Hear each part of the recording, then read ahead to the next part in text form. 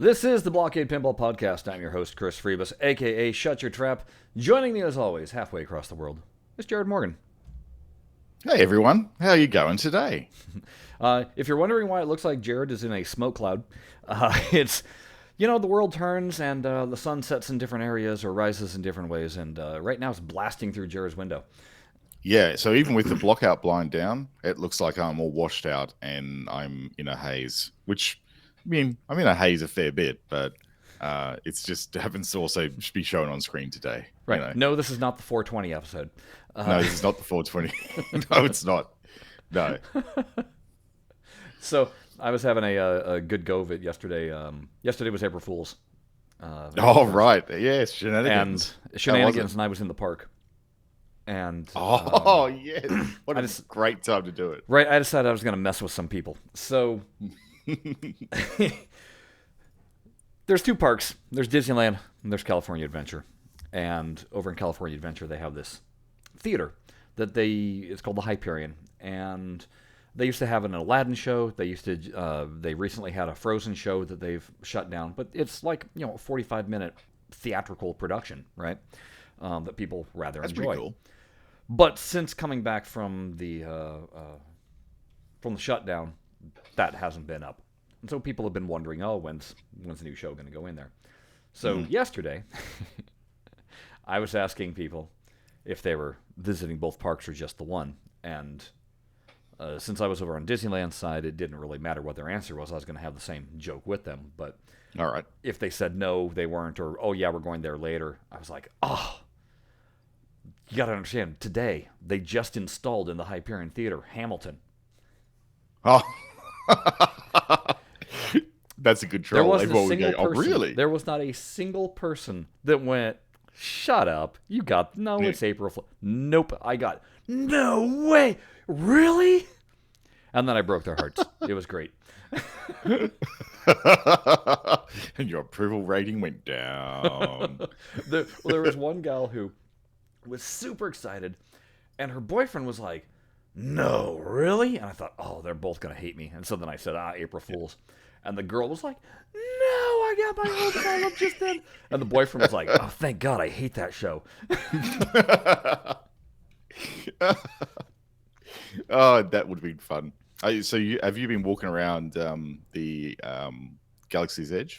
Not yet. Okay. I have one more week of basically being my normal routine. And then the week after that, I just got the new schedule, and I'm 4 out of 5 days on a different planet. So yeah. Wow, that's wicked. Yes. Yeah, I can't wait to hear. So I'm currently reading up on a comic book that was all about the land. I've got some library books checked out that are based on the land, just so I can truly understand the lore. So you can actually throw that through, because it is like, even though you're taking photos of people, you're still in character. Yep. Everyone is in character there. Yep. So you kind of do need to know the backstory. If somebody asks me where the ride is, it's like, ride? What are you talking about? Are you talking about, well, yeah, the Millennium Falcon's over this way. You can go over there and check that out. People understand, that's what I'm going to, gotcha, Right. Yeah. But yeah, you're not supposed to be like, because people... This is a theme park. Well, people will come up to you and they'll be like, where's Haunted Mansion? And you're like, I have no clue what you're talking about. There's nothing haunted on this planet. I've heard, though, if you go off-planet, that's port over that direction, and you go off-planet, there's some big, white spooky house. Yeah, go there, So.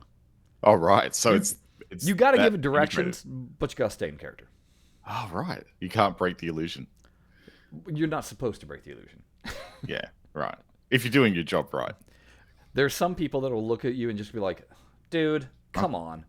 Just where is it? Could you give me discrete directions? I know you're in character. Could you please just give me the info? Yes. But then you're going to get people that are decked out head to toe in Star Wars gear.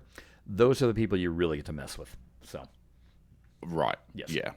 Yeah. It'll be good. The fact that they come in cosplay to the actual park is pretty cool. Well, what I'm really looking forward to is because I will be installed. I don't know if I should look real quick, see if the date lines up for me here.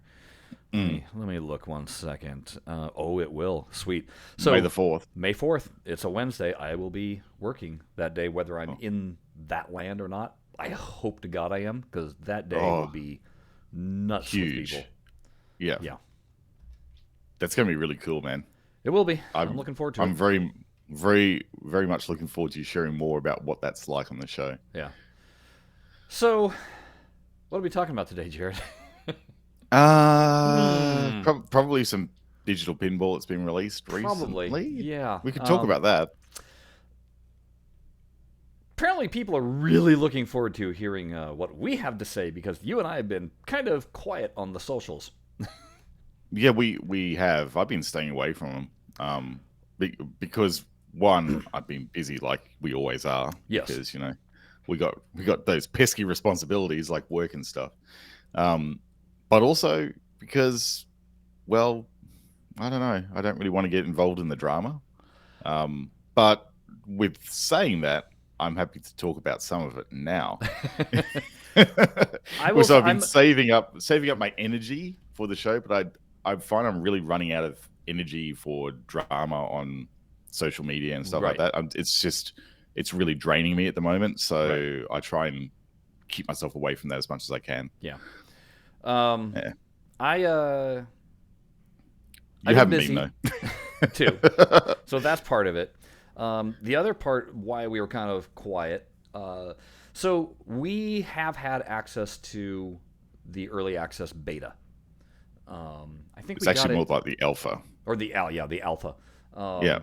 We were involved with it. What, the first, second week of March, somewhere around there. I think it was about then. Yeah. Yeah. It was early. Like as early as they could give us Right. access to a build that was stable enough to use. So to say the least, we've had to keep our mouth shut. We can't talk about it. So it makes it really difficult when everybody's speculating on the videos that they've seen and everything I can't say anything until it actually released. And so obviously the game just released. Now we can talk about it. But then it was, well, we're just going to talk about it on the show. Why do I want to, spoils on the Yeah, that's socials? right. You guys can wait and hear it from our mouths and Exactly do it that way. So and come and visit the YouTube channel, and exactly, say hello. Visit that YouTube channel. If you like people commenting on our videos and interacting, it's really cool. Yes. So that's what the primary bit of business is going to be today. Quick shout out to our winners of the Rollers of the Realm codes. Really appreciate you guys. Man, right at 9 a.m. I had emails, with our two phrases, driveway cheese and pinball is fun. So appreciate those of you that entered and got the codes. So enjoy those codes. And, Rolls of the Realm. It's a great game. You're going to love it. And it's got replay value. The first one's got replay value. I can't wait to see what they do with the second one. So, I have to. I noticed something the other day, Jared. The beta build that we have of Reunion, we got an update. I didn't. Oh, did it? Well, it showed there was an update queued. It didn't download for me yet, so I don't know if we have access to that. I didn't try. I was kind of busy testing out something else for this show. Yeah, I haven't opened Steam for a while. Yeah. So yeah, I'll have to check that out. That'd be exciting. All right, so I guess we'll dive right in. Let's do it. So, what were we talking about? Obviously, we were talking about Pinball FX Early Access on Epic. That dropped on the 31st. Lots of people were waiting for the 8 a.m. my time release of it. And it was kind of funny because on Discord there was like, I'm at 20% right now, and seeing who was going to be the first one to actually crack open. Oh, there were people actually having a download race. Oh, yeah, pretty much. Pretty much. It was kind of funny. So it was funny. It was great on that aspect to see people hyped and keen to get into it. Right. I myself, I knew I wasn't going to be able to download it anytime soon. I mean, like that day I was at work. By the time I got home, I had dinner, spent some time with my kid. I literally had time to download the actual game, and then I was to sleep. I didn't even get to fire it up. So yeah, and by that point, plenty of people had already dealt with it, done it. Yeah, I was from the future, so I was able to install it my daytime, and get it all set up and loaded and all that, and have a bit of a couple of games on it. Just the free ones that Right. were on rotation because I hadn't got the entitlement sorted out yet. Yeah. But yeah, you know, did I that. felt like, though, I already had, having had the alpha build, um, for the most part, what you guys are seeing now is exactly what we had access to in terms of what functions are available and Yeah. features were playable. It wasn't like, There's we had nothing Pinball extra Royale in there going that or we've anything else like seen. that. Yeah, yeah. No. There's none of that yet. It was So just what everyone else is seeing now. the main primary difference is the performance optimizations that did transpire, and some of the bugs that were very apparent. Yeah. Those are basically the main differences. So for the most part, it was like I already knew what to expect. So then once it loaded up, it was just a matter of like, hey, did this get tweaked? Did this get fixed? Is there anything new that I should be looking for? Yeah. Jared, I want you to just, I don't know, I could start even if you want me to, but a couple of words that just sum up your feelings about what you've seen so far. Do you want me to go first, or do you want to take it? Yeah, you go first. Okay. I'll follow you. All right. My summation of the current early access of Pinball FX. Underwhelmed, disappointed. Right. Jared, Okay. your turn. Summing up in a few words is hard because I haven't thought about those words, but I'd say room for improvement, a good start. Okay. So you may be asking why those two words for myself. We're going to give you a whole bunch of reasons throughout this, but I think with Underwhelmed, I quite honestly was hoping for some noticeable improvements, especially when it comes to playing Zen Originals with William Physics. I was expecting a big jump in how the tables play because there's a very obvious difference when you play Williams tables with Zen Physics, Williams tables with Williams Physics. It's pretty noticeable, the difference. Yes. I literally, on some of these tables, was playing it and going, is it different? Then loading up FX3 and playing that version, going, I guess it is. That wasn't the case with all the tables, but a lot of them it was, and that's where the underwhelming comes. I just kind of was like, why is it not more noticeable? A little bit also that went into that with the lighting on certain tables, very much the case where I was just completely underwhelmed by what happened. I think in general, I was wishing that the fact that they were having to go and redo all these tables, I felt it was the perfect opportunity to correct some things, retcon some things that they probably were like, hey, it's not worth it for us to go back in and do this. But when you're doing a fresh build, now's the time when you have the resources allocated, so do it then. And so and I'll get into details on what I was expecting on some of those things. And who knows? Again, I keep on reminding myself, it's early access. There's plenty of time for them to change things. You've got to keep saying this. I know it's sort of like we've been waiting now for it's a number of years now. Yes. For this to come out. So I think there's a lot of people, potentially us included to an extent, are probably having higher expectations than what we need to really have for what is an early access of a brand new platform. Yeah.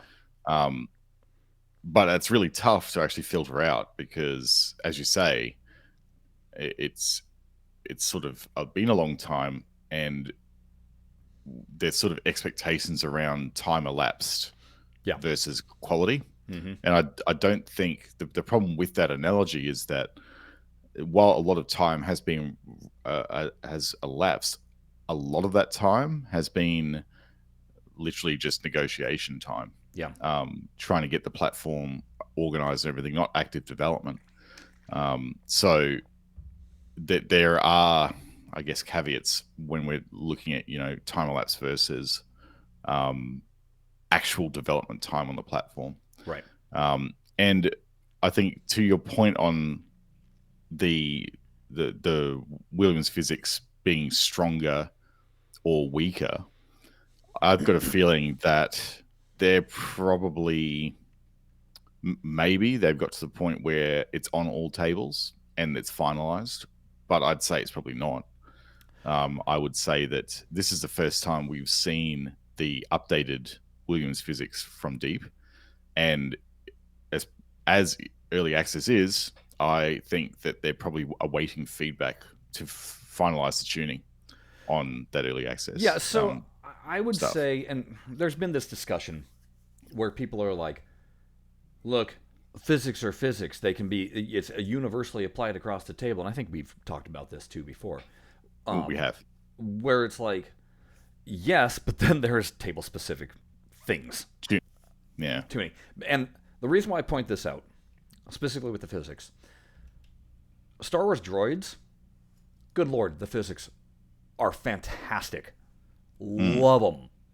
Just droids, I had the reaction that I was hoping for, where I went, right, yes, that's Williams physics on a Zen original. Just played fast, played bouncy.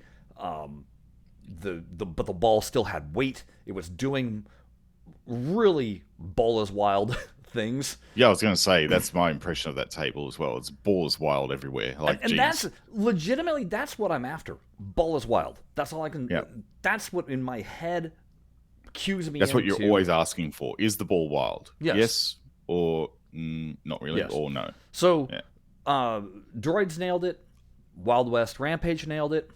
Yeah, that's vastly improved. Yeah, but then I go and I pop in like Han Solo, and I just kind of go, is there a difference? Yeah, that wasn't really apparent, eh? Like, No. I didn't get a lot of randomness to the ball on that table, which makes me think they just haven't quite got the tuning in. Yeah. Maybe. But yeah, you're right. It was like, not seeing it there. Right. So that's where I agree that there's still, I think, some tuning that can go in and fix some things. I know we're diving right in, but we're going to dive right. We can discuss physics for a little bit here. The other thing that disappointed me with what I was seeing was the flipper angle. It's still just as steep on Williams. No. Okay, so for those that don't understand, with Williams physics on Williams tables, the flippers have a shallower angle, start angle, which makes catching the ball much more difficult. Yeah. If you play with Zen physics, the angle is a little bit steeper. Yep. It's a little bit enough that catching the ball is relatively easy. On Zen original tables, they all take that steeper angle. Right. Even though they have the physics applied, the flippers haven't actually been changed Exactly. yet. Also, their flipper gap is quite narrow, as opposed to Williams, where the flipper gap is much wider. Now, I didn't expect them to widen the flipper gap, because that would have changed physics on the table. They would have had to completely redesign the lower third. Yeah. Yeah, they would have completely had to redesign that. So I wasn't expecting that, but I was expecting the flippers to not be quite so severe, because that plays into the ball is wild aspect, because you have a harder time catching the ball. Controlling it. Yeah, that's right. Exactly. So whether or not they'll continue to alter that, I don't know. I was kind of surprised that there's not an option to go play basic Zen physics on Zen originals. Yeah, that's right. So it's only gameplay now, is it, that they've changed? So yeah, like the only thing you can change is whether you do power-ups. But the actual physics are uniform across. The Williams ones, interestingly enough, I think that you can pick between the two still. I didn't actually experiment with this. Caveat, I only got real access to the game yesterday, so I had to race through playing the game. Me too. I was up until like 10:30 last night trying to squeeze in some gameplay, So I didn't really fully explore that. So I'm going to have to go back and check that, You'll notice also, a podcast or two ago, we were complaining about the naming of... the naming of the modes. Yes. this is specifically why we're going into that, because I was so disappointed when first time I loaded up the alpha, where it's like, okay, so you can play classic physics, which is the name for Williams physics, or you can play arcade, which is the name for playing with the power-ups. Yeah. But if I was in an arcade, that I'd would be be playing the case. arcade.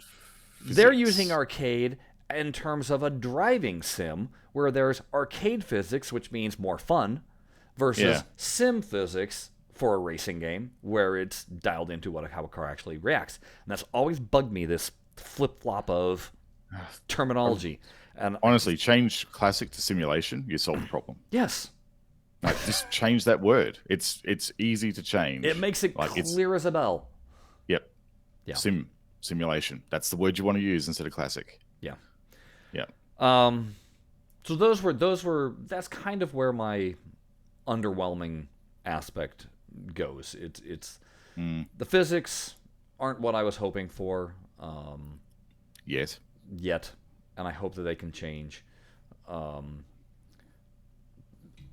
There's all sorts of little changes that I feel that can be made, but let's do a change of tune here. Because from my end, there's going to be a lot of negatives, folks. Yeah. But let's talk about some positives. Yeah. Jared, let me let you start off with what are some of the key positives that you see that you feel are definite improvements that are like, yes, they put that in. Yeah, so I've definitely noticed the improvements to the environmental effects in the game. So, Okay. you get in certain views now fully moving interactive environments that are around the pinball table. They're not static anymore. There's life to them. And some people who are using cabinet mode, they won't care at all about this, and that's fine. But for those people who are playing it like a console game on their TV on widescreen, there's a lot more going on around the table now, and that's pretty cool. Actually, in the playfield, so the life under glass aspect of it, there's certain effects now that have been upscaled. So one such example that really stood out for me was when you destroy the castle with the enhanced visual effects on. You've got particle effects now for the explosions. They look like real explosions going off in the castle, not just animated explosions. They look really cool. Another one was on Monster Bash, where the two lightning arc sparks. Yeah, the arc is going between the two balls, the flash of bulbs. That's got some really good light casting on it now, and it looks actually like the intensity of an electrical bolt. I was going to say that's the key on that one. Is it's not just a white light; it is a hard flash. Like it's a hard flash, radiating flash. Yeah, it's the kind that makes you kind of wince almost, and I love that look. That is fantastic on the look. I got Strobe Multiball on Attack from Mars. Yeah. Now, you guys that have watched this show know that Strobe Multiball is a bugaboo of mine. Yes, it is. I've got a real stick up the butt about it. It was ever since Farsight put out. Yep. Attack from Mars. It's been a point of contention for you. Yes, and equally point of contention, which isn't yet in the game, Circus Voltaire when you do Neon Multiball. It's the exact same. Oh, yes. Should be the exact same effect. And yes. that is, especially with Strobe, those are those intense flashers. And they should be intense. They should make you wince. A little overwhelming. Yeah. Very good job. Just like the arc. Oh, really? Very good on what that strobing is. Yeah. Excellent. But you knew this was coming. There's always a but. But the lower playfield is still completely visible. I can still totally see the ball hitting my flippers. Right. And anybody that has played a real Attack from Mars in a darkroom environment knows that is not the case. That is not the point of Strobe Multiball. Because what is the point? It is simply to hit them. You have kind of infinite balls for a little while, and it's to just hit the middle target. Why would that be difficult? Because you can't see your freaking ball because the strobe is pummeling your eyes, and it's dark down by your flippers. Yes. No, flippers are, even though all the GI lighting is off, you can still see everything perfectly fine because the environment is still too bright. Now, Yeah. interestingly enough, not all room environments for all the Williams tables are the same. If you load up Theater of Magic, the room is noticeably darker for Theater of Magic. You put up a side-by-side of the two, it's noticeably darker. All I'm asking is for Zen to, when Strobe Multiball hits, do what they did in Son of Zeus. Darken the crap out of everything. Turn off all the lights. That's all I'm asking. Once the mode is over, turn the lights back on. Yep. But make that mode what it is intended to be by the designers. That's all I'm asking. I would agree. It needs to be right, and like as we've seen with all the the effects that I've touched on just then, there's more in there, but they have the ability to do it now. I don't know if they did have the ability to do it with the PX engine, but with Unreal, they can do it now. Something else, just a side note that relates to that I've noticed. The ball, no matter where it goes on a table, maintains the same intensity. Oh, okay. So the even lighting... though it might have true ball reflection going on, and this is not, on some tables the ball looks really shiny, on some tables the ball looks kind of dull. It's kind of weird how it'll shift. Yeah, I've noticed that too. Sometimes it actually looks like a Powerball as well. It's got a real ceramic look to it, which is odd. But I was watching it as it passed through dark sections of a table where GI lighting isn't, and the ball never loses its intensity. And instead it just stays that white orb or that silver orb. It doesn't dull when it goes through dark patches of the playfield. And I get it for video game play, ease of sight. I understand. Yeah. But for simulation purposes and realism, I want that to be an option. To be able to I guess what I'm asking for is I want an option to just put on full room simulation.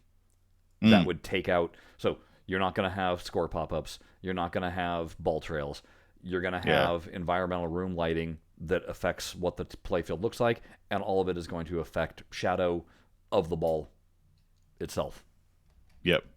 So would you, as part of that particular setting, would you also deliberately turn off enhanced effects as well?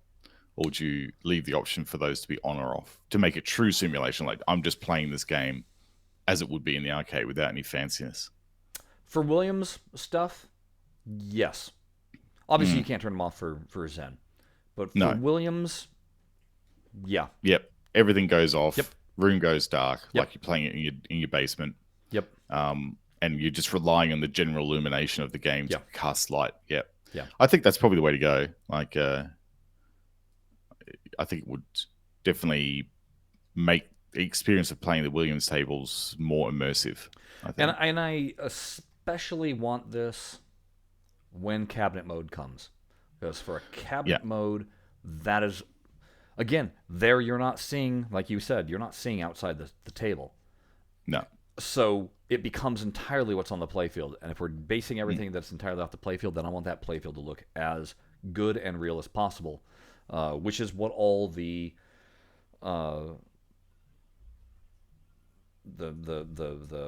name's slipping me.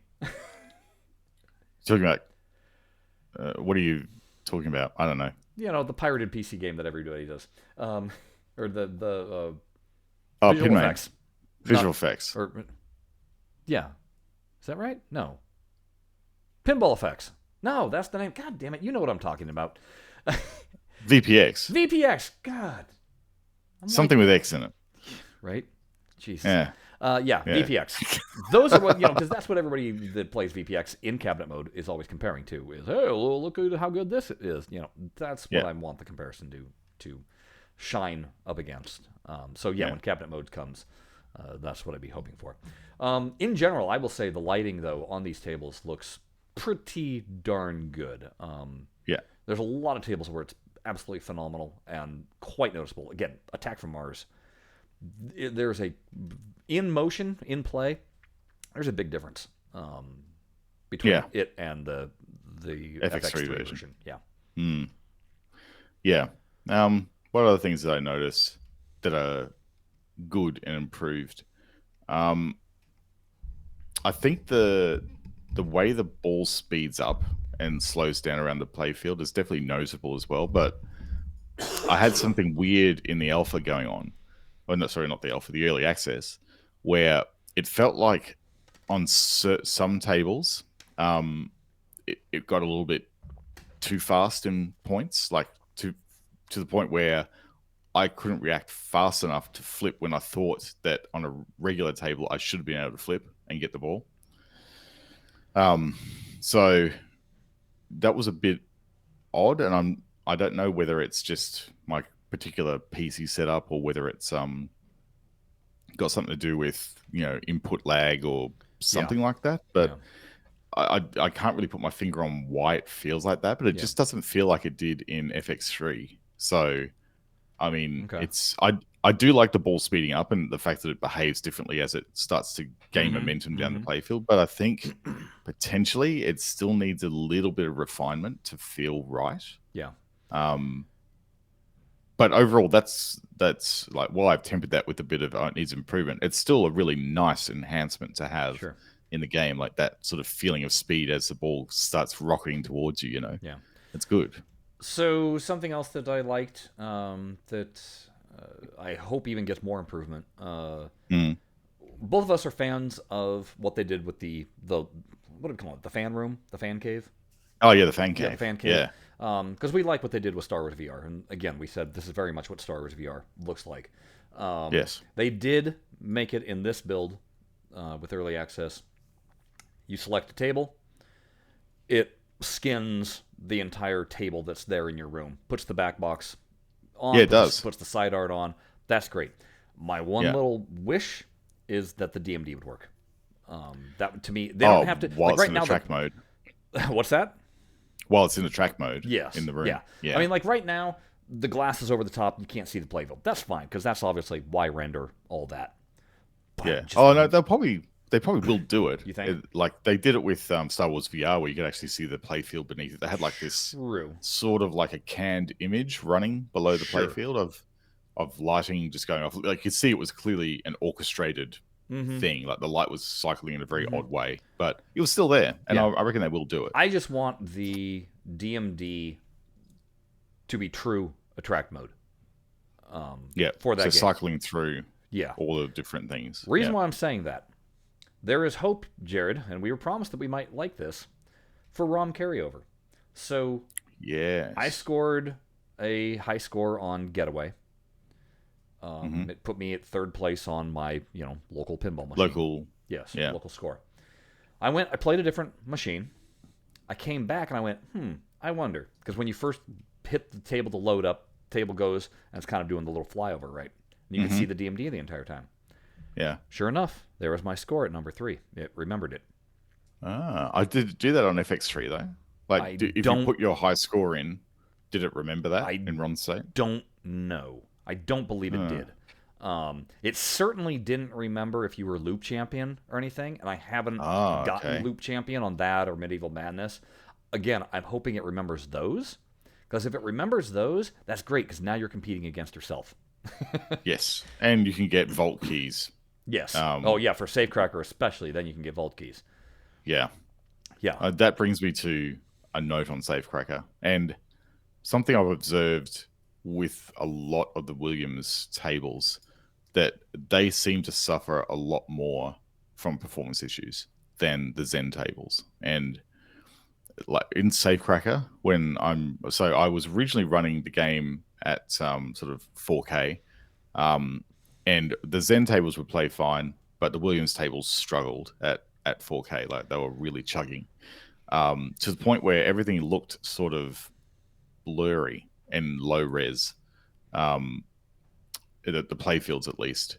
And on Safecracker, things like ball movement was slowed, or like quite janky compared to Zen tables, like the Zen originals. Even things like pop-up scores had aliasing around them and stuff like that, which is really weird. I don't know why it was like that, because I mean the pop-up scores are, I would imagine, an overlay over all the tables, but they look different. Yeah. And yeah, it just seemed like there was some texture problems I noted on Safecracker as well, like the pop bumper skirts and stuff. They were like donuts. They looked like little donuts rather than skirts. And textures, there was some missing texture. So usual early access things. They're probably still patching Right. the assets. But I did notice the thing that I would like them to take a look at is the performance of the Williams tables. So yeah, again, so when it comes to what we were seeing in the alpha, we didn't have access to any of the Williams tables. No. Those weren't made available. So what we're seeing in early access is the same thing that you guys are seeing in early access. Yeah. So that's all new to us. With the alpha build, there were some tables. Curse of the Mummy, literally, if it was the first table I loaded up, it played it in slow motion. I only had one occasion where I loaded it up and it played at speed. The other thing was after I played, say, 10 tables, other tables after that would now start feeling slow and janky. And then I'd go back and play the table that I already knew played at a high frame rate, and it was now slow and janky. So I don't know if the game itself is keeping all the tables in a perpetual state, and so the more you've opened up, the more it clogs things down. Oh, yeah. I don't think it would, but there's something going on there from a performance tuning perspective that they're going to need to address. Oh, there's where another disappointment is. Oh, the performance right now is dreadful. It's not great. It's not great. It's playable if you drop your resolution down enough. Yeah. But there's definitely a large room for improvement there, which is why my comment of room for improvement. So I think let's take this opportunity just to describe the rigs that we're running, because this does play a factor. Yeah, always. Your system configuration is the thing. So you guys know what I'm playing on. My chip is Intel i5 8400, CPU at 2.8 gigahertz.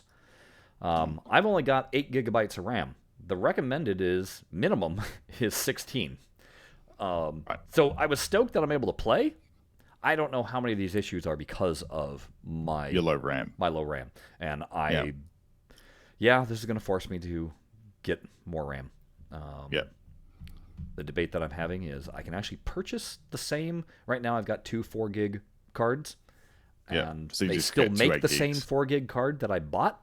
And so I could just buy 2 more and bump myself up to 16. But my friend was telling me, he goes, if they're not the same batch, it might cause you a bottleneck and not be effective. So you're better off yanking those completely and just buying 2 8s to get yourself up to 16. Yep, that's what I would do. So that's probably what I will do. Or do I save up and go for 32? Unfortunately, the price difference is quite large. Because I can get the two 8s for like 67, and then as soon as I go to 2 16s, now I'm at 106 or something like that. So unless I shop around a little bit, but the thing is, 16 gig of RAM is now the lower end for new PCs. Like 32 is now the standard of RAM, which is ridiculous. It is. So what's your video card? Okay, and then my video card is GTX 1060 6 gigabyte.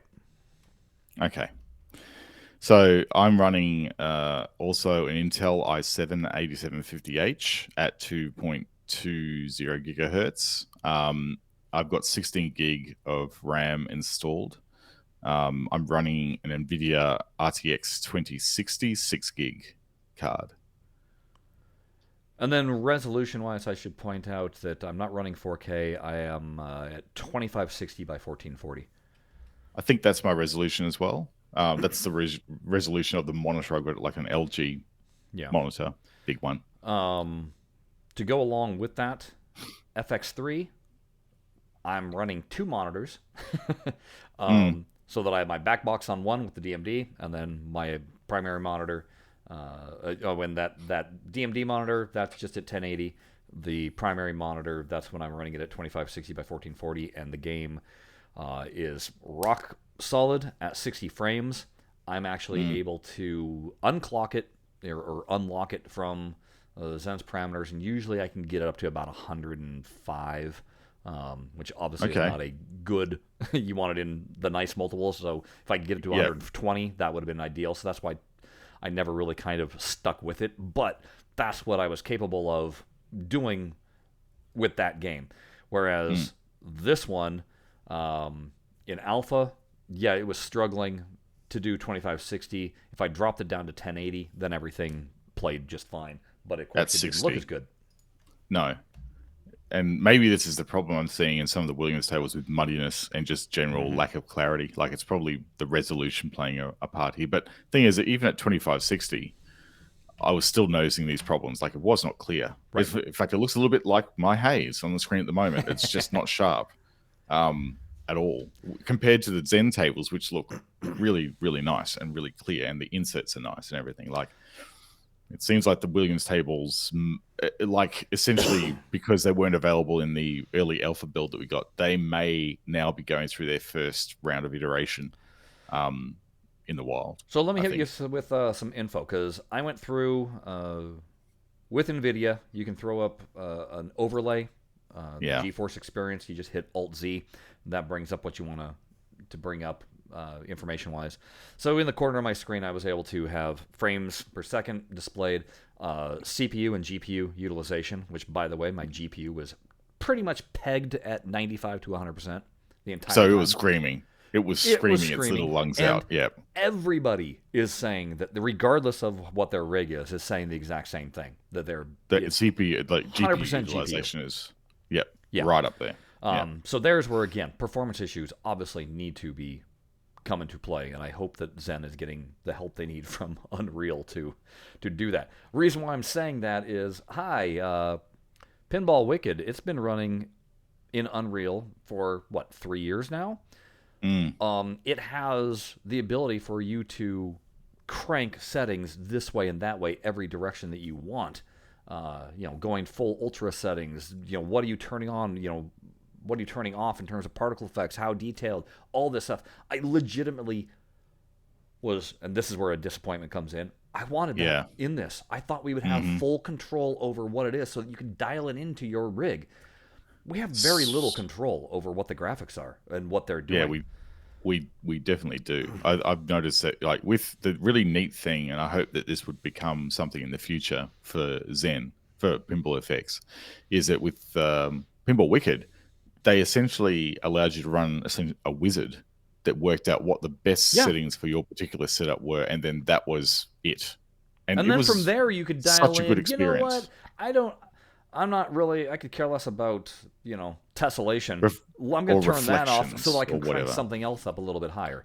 Yeah, I want to sacrifice this so I can have more of the other. Yes, but it gave you a really good performant baseline that you knew that if I just kept it like this, I'm not going to have any problems running the game at the right frame rate, and I'm going to have a good experience in the game. I want that for FX. Absolutely. That needs to come in. I'm so disappointed that that's not available to us. And I don't get why. To me, it feels like they're building this for what the console is going to have. Maybe. Not what the PC players want. Maybe. Yeah. They could be doing that, and that's it's fine to like lock down settings for something like a known factor like PS5 or Xbox One or whatever. But I think for the PC, hog wild. Next time we have Mel on, we're gonna have to press on that. We'll ask him about that. We're gonna have to press on that, because that was a huge. When I first opened up, that was the first thing I went to was, okay, let's go check out graphics settings. And I went, what? Seriously? There's like 3. Oh, in advance. I get to control the gamma?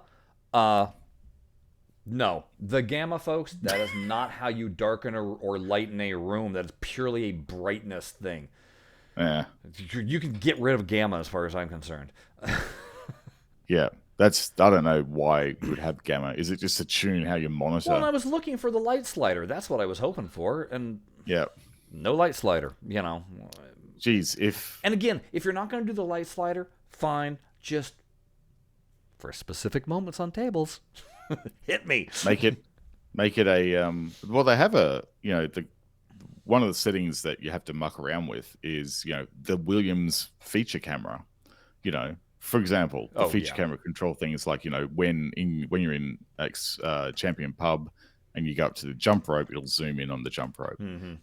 Have a similar setting, like a Williams lighting experience, Yes. or something like that. Yes. Just to allow you to darken room environments based on what the situation And is. who knows?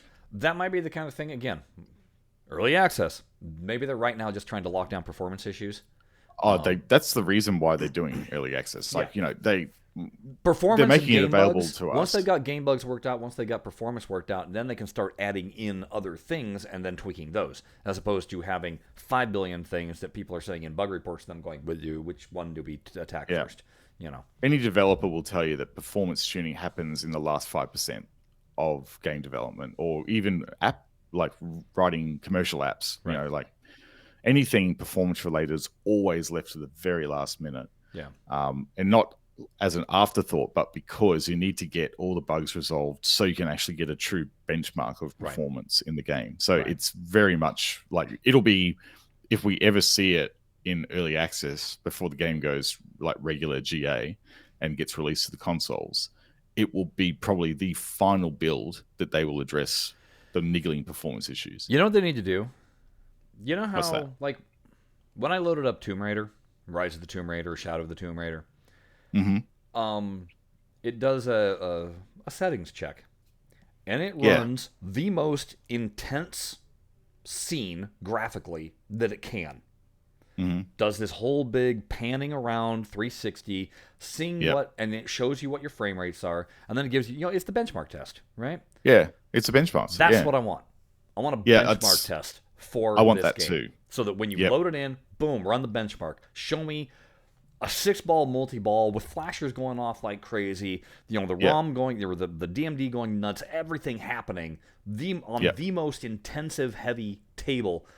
There's your benchmark. Now dial it in from there. Let us tweak. Let us do this thing. That would be exactly my expectation for first run of the game. Like, you put it onto your hardware, you start it up, you get the welcome screen, and then it invites you to do a performance test before you even play a table. That's what I expect out of something using Unreal. Yeah, I want Unreal lets you do this. Yeah, it's it just needs to be in the game. Like, they really need to give you the baseline. I don't have time. Like, the one reason why PC gamers, people choose consoles is because they don't want to futz around with settings. They want to start the game. The game tells you what the best performance levels is, and then you start playing. Like, the amount of time you've had to futz around with settings with Farsight's Pinball Arcade to try and get that right, I ain't nobody got time for that. Like, make it easy. Make it easy. Don't make me think. Right? That being said, again, make it easy, but then let me be able to tweak. Yeah.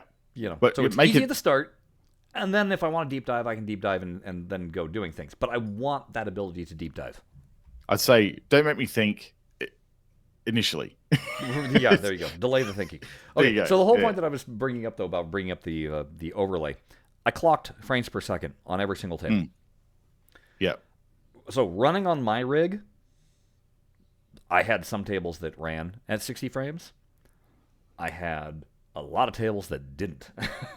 Right. What was the lowest frame per second that you had? Lowest frame per second, Safecracker. That would explain my problems. At 39 frames per second for me. That's why it's so horrible. Now, ET clocked in at 33 frames per second. However, that was after I'd been checking everything, and I think I finally hit that breaking point where, because then I loaded up the Getaway, which was running really nicely for me, and it was at like 36 frames per second. So clearly I had maxed out whatever, and it was now a crapshoot. So I wonder if they've got like a memory leak or something in the game at the moment that they're trying to track down. I don't know. So I'm going to have to load up the game again and check some of these lower tallies. Like, go to Safecracker first. So I'll go to ET first and see what it actually clocks in at and see if it's having that problem. So, okay, I'm just going to tell you. So the Williams tables, here's another interesting thing. If you're in view 8, which that shows the DMD at the same time as the whole playfield. View 8's not fun. No, well, but check this out. View 8 runs the best frames per second. Oh. For me, View 8 always had the best frames per second.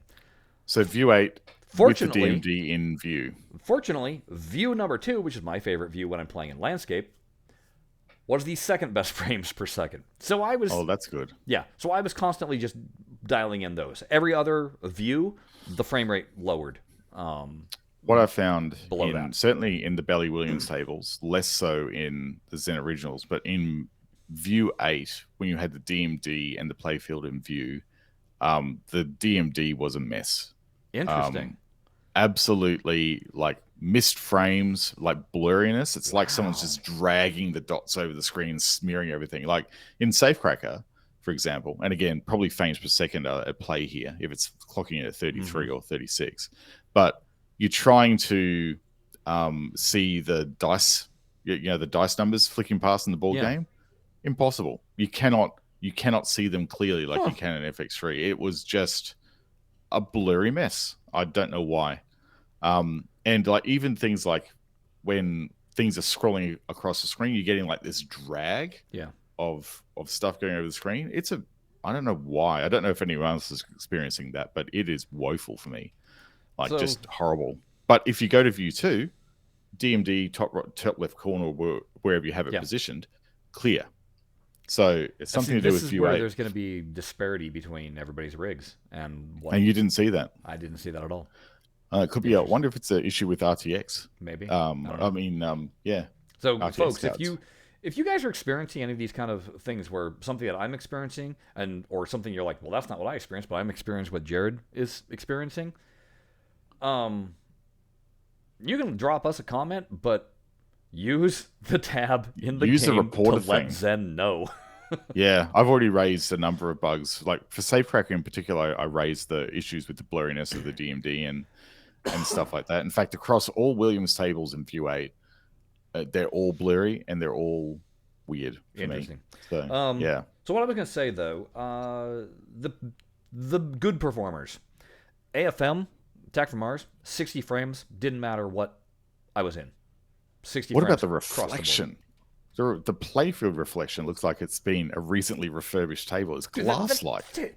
That table has been performanced and tuned. Amazing. They're done with AFM.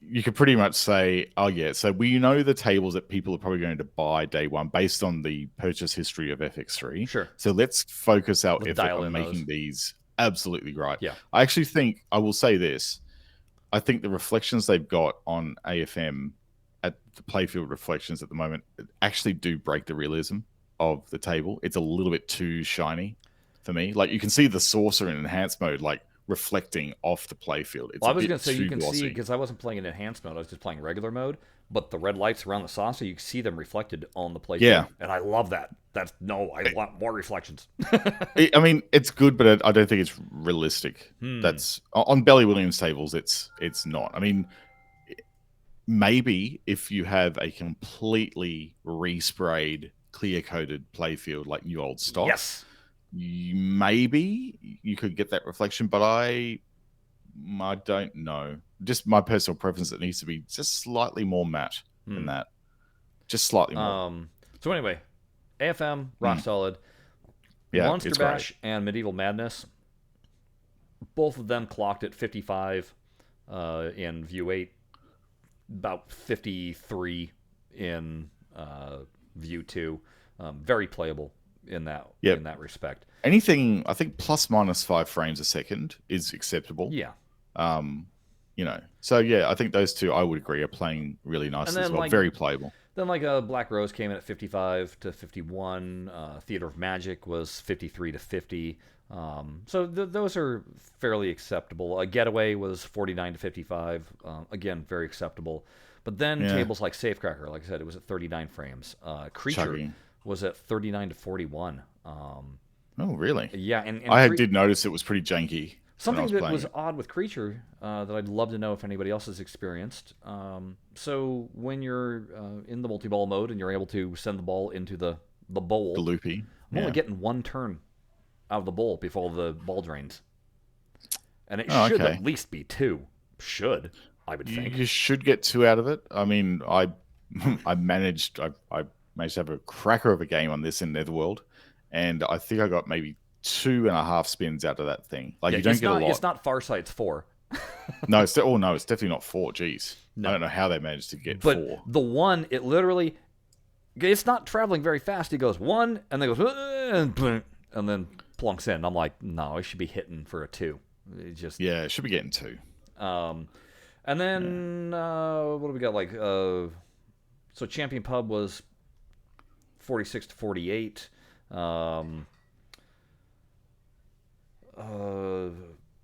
Party Zone 43. No matter what view I was in. Junkyard 45. No matter what view I was in. And then when we go to, so you were saying that the Zen Originals were doing really well for you. Rome, 60 frames. That was locked in. I'm going to talk about Rome for a second, though. Here comes, again, disappointment. I'm sorry, those inserts look like crap. Oh, they just look like painted words on a playfield. Painted words. It's like a Photoshop slap-on.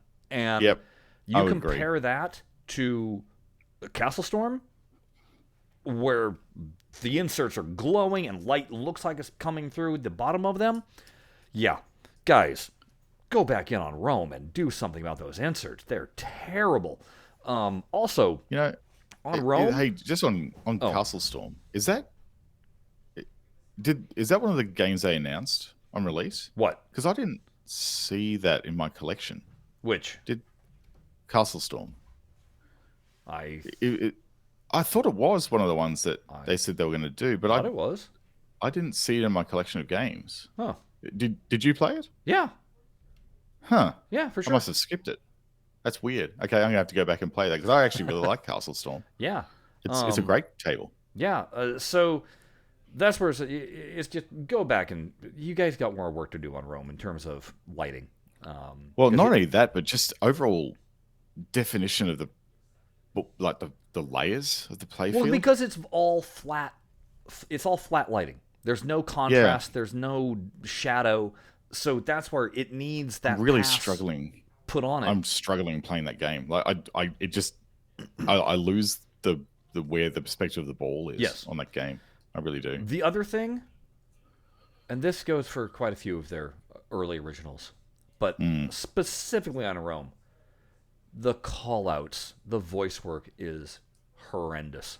It does not I don't think fit. they're going to change that. This cheery, teeny bopper blonde is all I can picture telling me, ball out.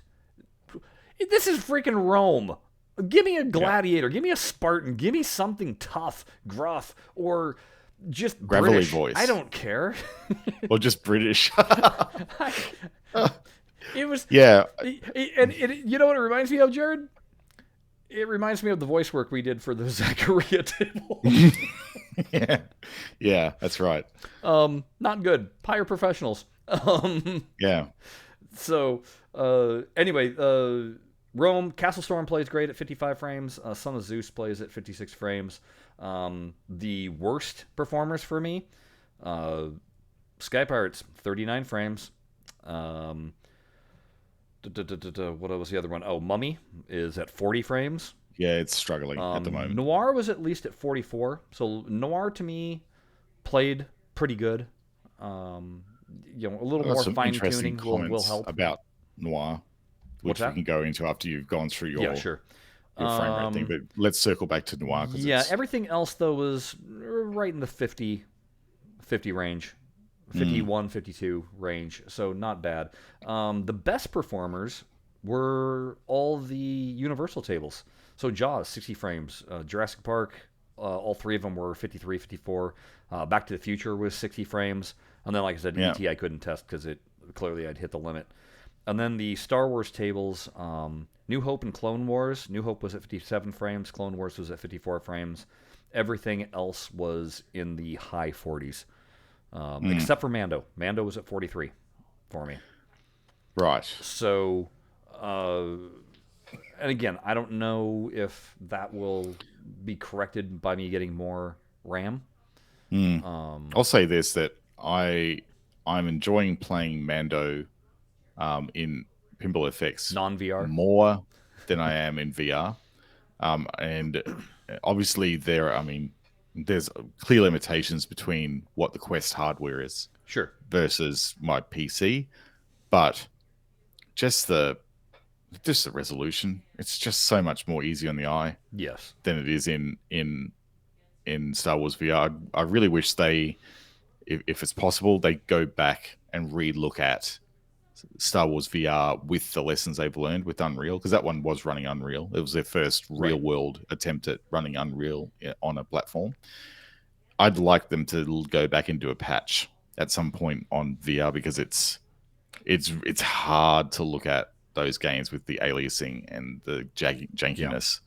And just, it's so much more fun to play it on PC, unfortunately, because it's so, the experience playing these games in VR is the best. I would have it over sitting at a PC any day, but it's the resolution that just kills me. Okay. Like, it's just, it's unfortunate.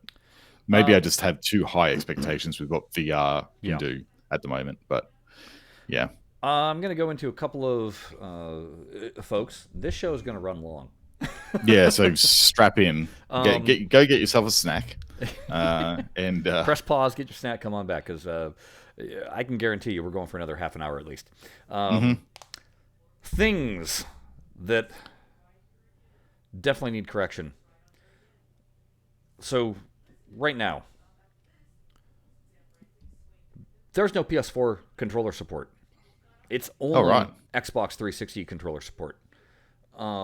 Which, by the way, neither have Rumble. There is no Rumble option on this. Yeah, that's right. That now you mention it, I now miss it. So thanks for that, Chris. In order to get my PS4 controller to work, I had to use DS for Windows, which is a third-party app, to make it work, which obviously introduces latency. So that's not good. It's not like you can't use a PS4 controller on Epic, because I was doing just that with playing Tony Hawk. And not only that, but it recognized it as a PS4 controller and therefore changed all the buttons to what is on the PS4 controller. That's neat. So, and we had the PS4 controller working in Steam for when I was playing FX3. I let the team know at Zen about the controller, and they just kind of went, "Oh, that's interesting." I'm like, buy a freaking PS4 controller and plug it in, guys. Yeah. I've been making this complaint since Pinball FX 2, by the way. Because Pinball FX 2, I had to use DS for Windows to get that to work there. Huh. So, yeah. Well, clearly nobody bothers to bother plugging in. And you might as well make it work for a PS5 controller, because there's a lot of people that are trying to do that now, too. Well, I'm thinking if it's going to be released on PS5, aren't they going to have to sort that out anyhow? Yeah. So you would maybe think. we're going to see vast improvements when it goes to PS5. I really want... Well, let's just start with this. For the Williams tables, why are we going to the casino, hotel lobby, lounge carpet area? Heck yes. When we could just have the machine in our game room like you do in the VR version of the game. Yes. And you can have your collectibles there in the background. It's your room. Why are we playing in suddenly some foreign environment? Get rid of that. Make it so that we're playing in our room. And honestly, surely it's going to make an improvement to frame rate. You would think. If you're not having to like render a brand new environment, and it's such a jarring experience having the Williams stuff. It's a disconnect. It takes you out of. It makes it look like they slapped 3 different games together. Yeah, I'm thinking though, devil's advocate here. I'm thinking it potentially Scientific Games that might have been part of the deal. They wanted more Williams branding in the game. Fine. Yeah, so you know what? Put big Williams logos either side of the machine. No. Yeah. Let us have a neon Williams and Bally sign up on our collectibles thing, so that whenever we play one of those, that's what appears on the shelf there. Simple solution. Yes, I agree. There's definitely a solution here, and I would love to wave bye-bye to that Williams environment. It was nice at the time, but when you're mixing all the other tables in with the ecosystem that is your fan cave environment, it's not right. It needs to go. Yeah.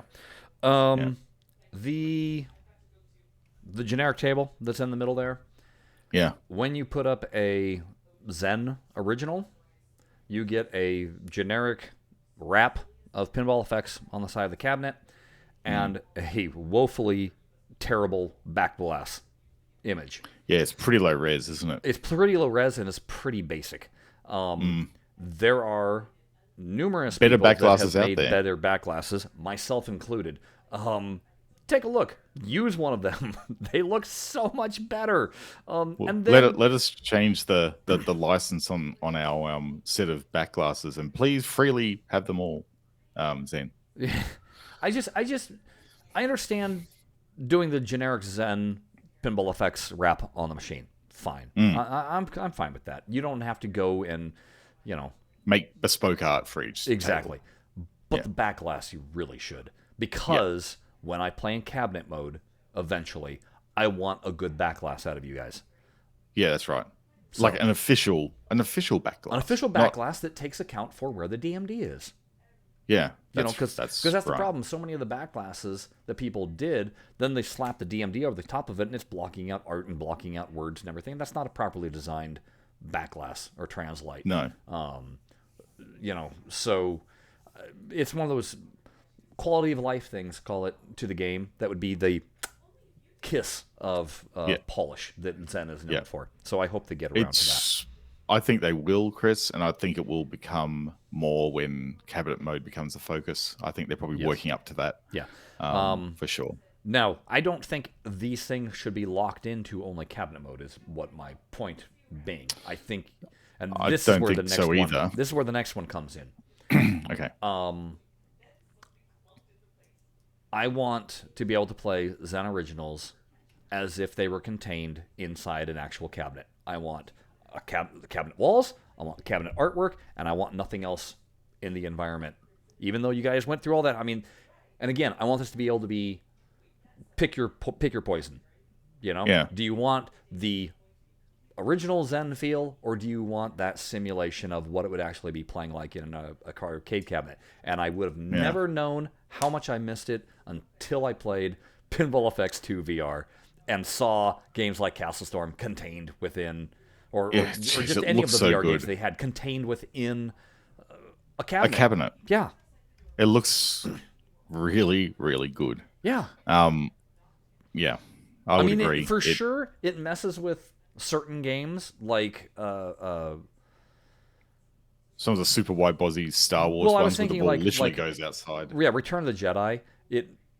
Return of the Jedi legitimately looked small inside of a cabinet because it's like a square table, and then all of a sudden it has to fit inside of a cabinet. So it's not going to work 100% of the time across all your tables, and I get that. But that's where it's like, oh, okay, for this one, fine, let me flick the switch, and I'm back into that full room. But if we can check this out. This is what my idea is. So just like on Williams tables, you can turn on and off the enhanced effects at the click of a button. For the Zen Originals, I want that same feeling. That click on and off, it takes away the environmental effects and contains it inside of a cabinet.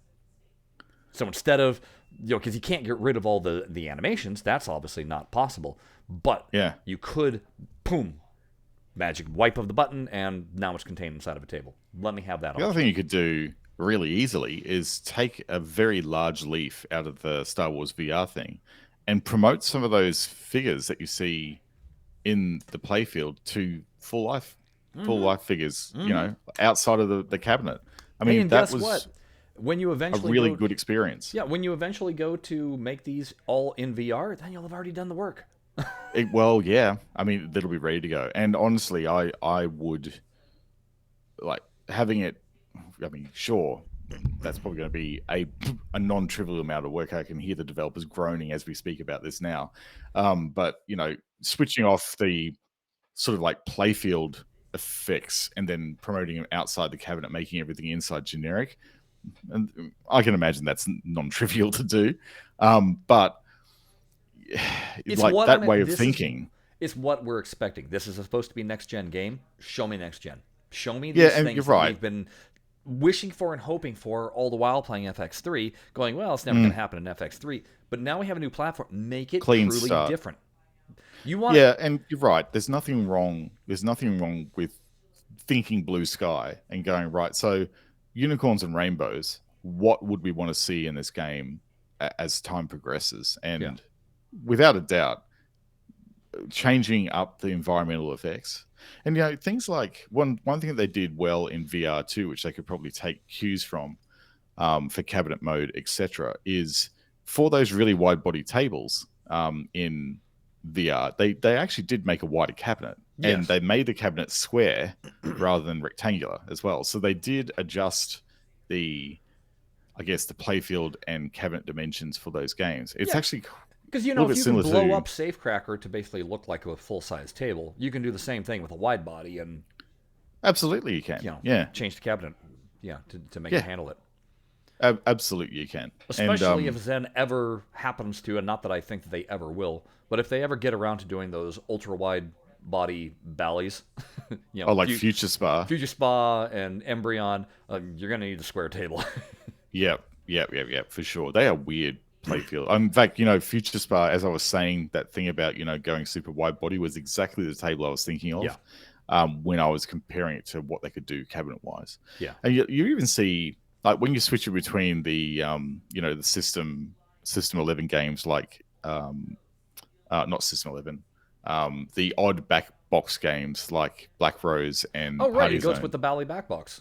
Yeah, it has the proper belly showcase, whatever that back box style is called, with the speakers on the top and the DMD incorporated into the backlash. Like that all changes up as well, and that's really cool to see. So I would agree. Let's try when we're thinking about things that we'd like to see. I think the point that you're trying to make here, Chris, is not to be limited by the past. Right, like, because if you're put the ideas out there and really try and expand what you could do with this platform. Because if you're trying to convince people to buy games that they already have owned on FX3, the best way to do that is to give them something that they haven't experienced in FX3. Correct. And make it these different are the kind enough. of things that I'm talking about. Yep, absolutely. It needs to be like, what is the value proposition for people who are looking down the barrel of $150, going, why would I spend that now? Yeah, and it needs to be compelling enough. It's not quite there yet. That's okay. It's early access. I 100% get that. It's about finding the bugs, solving the bugs before they go to console. That's what we're doing here. Right, we're but essentially I want to know that it's on the roadmap. I want to know that it's a target and that they are going to go there so that I don't have to worry about it and complain about it all the time, hoping that I complain enough that it'll make it happen. Yeah. Be aware that I'm not the only one that wants this stuff. Yeah. A lot of people out there want this stuff. And this is what we were expecting, and this is why I'm disappointed, because I'm not seeing it now, and I don't know that I'm going to see it, and if I continue to not see it, I'm going to continue to be disappointed. Yeah. So would you think, so if you had your time again and they were releasing the FX day one early access, if they had hints of things in the game that were different but maybe underbaked, would that have changed your opinion about would that have changed your disappointed, underwhelmed opinion to something a little bit higher, like optimistic but still a little underwhelmed? Like how would they have been able to change your opinion of the game by doing things differently? Sure. That's an interesting question. Sure. For starters, that clear roadmap. So, yes, again. So public roadmap is what you're after. We understand this is early access. Tell us what are placeholders. Yep. Tell us with no dates, but just what no dates, features are planned. Again, take the Williams Vegas lobby as an example. Folks, we understand this is not the finished look. We are going to eventually have it be your man cave, your fan cave. It's going to be better integrated. Right. But for now, we are looking at purely performance issue and physics issues. This is what our concentration is. Once we have those dialed in, we can change the aesthetics, and those will be coming. Just like we know that Pinball Royale is coming. We know that clans are coming. We know that there's going to be network things and tournaments that they have yet to work out. We know those are on the agenda. Roadmap. So Those we're not are even roadmap. thinking about those until they come out. Right. Yeah. So Zen, tournaments. If you don't think people are going to be exceedingly disappointed if all that pops up in tournaments is exactly what we have in FX3, you got another thing coming, because people are going to be really disappointed because they're expecting new and improved tournaments. All the things that they wanted, especially those that set up weekly tournaments.